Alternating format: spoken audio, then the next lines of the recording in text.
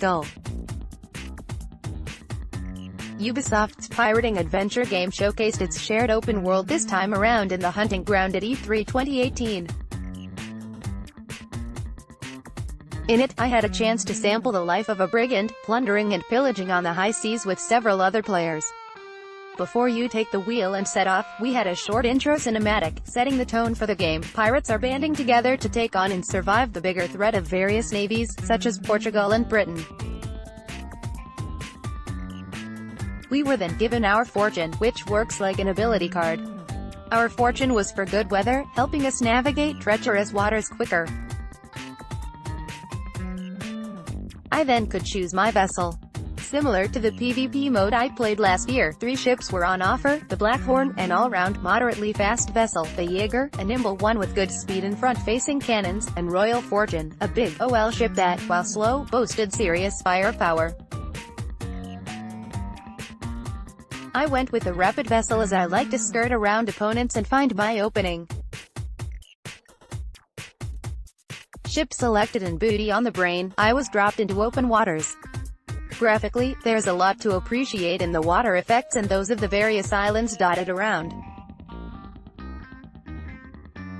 However, your ship is the pride of Skull. Combined with the ability to customize your vessel, there is a wealth of options available to truly make it your own. Unfortunately, there was no time to spend ogling or upgrading my ship. Controls are quite intuitive. You accelerate with the right trigger, and can also brake, and brace yourself for incoming damage. My quick ship had cannons along its broadside, rockets, good for flaming damage, and a special ability that unleashed a hail of cannon fire from the bow. If you're on the receiving end of an encounter, you can repair your ship if it takes on too much damage, sending your crew hammering away to bring her back to ship-shape condition. And if you're looking for a little merriment on the waves, your crew can sing shanties, too. After familiarizing myself with the controls, I had several objectives open for me to complete. First and foremost was gathering ivory. When you open up your map, you'll see numerous trade routes snaking along the seas. Each of these provide different resources for you to collect. After locating which one reaped ivory, I set off with the wind billowing my sails, and it wasn't long until I encountered company.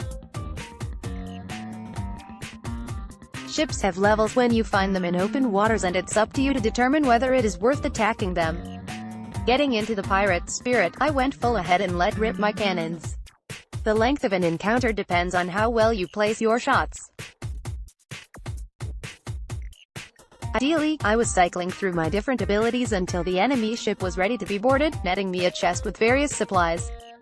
What you have to be careful about is other enemy ships, especially if they are of a higher level.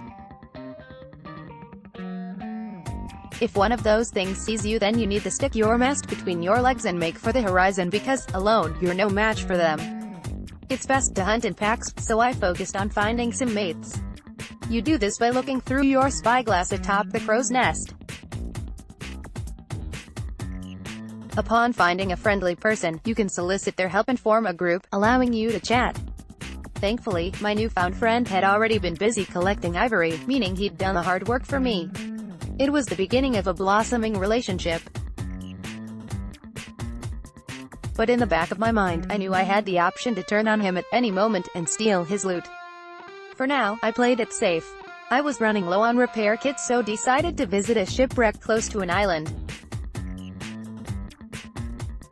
While here, I encountered another couple of enemy vessels. My pal was ready to help me out, and we skirted around the enemy, turning them to driftwood and finally allowing me to get my crew back in working order. Our next mission was to assault an enemy fort and rob them blind. There was an option to go in via the front, but you required some serious firepower for that. Our team was small, so we decided to don a disguise, changing our flag to that of Portugal after raiding a shipwreck. Our ruse underway, we sailed for the fort with treasure on our minds. It seemed, however, that we had all spent a little too much time roaming the waters and blowing stuff up rather than getting with our mission. Our jaunt as pirates was up, just as we were about to reap the spoils of war. From my session with Skull. As you can imagine, this means, even with my fast ship, it still takes time to sail the oceans. When you are in irons, meaning the wind is coming head-on, you slow to a crawl. While it is realistic, it can be somewhat frustrating when your objective is so close but you are forced to go all the way round to reach it.